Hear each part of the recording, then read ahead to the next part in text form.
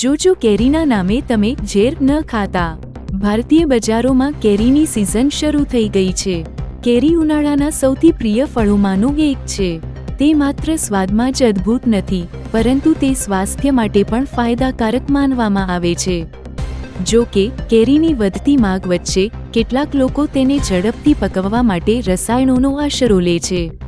ખાસ કરીને આ માટે કેલ્શિયમ કાર્બાઇડ જેવા ખતરનાક રસાયણોનો ઉપયોગ કરવામાં આવે છે, જે સ્વાસ્થ્ય માટે ખૂબ જ હાનિકારક છે। આને ધ્યાનમાં રાખીને food safety and standards authority of ઇન્ડિયાએ રાજ્યો અને કેન્દ્રશાસિત પ્રદેશોને સતર્ક રહેવા સૂચના આપી છે।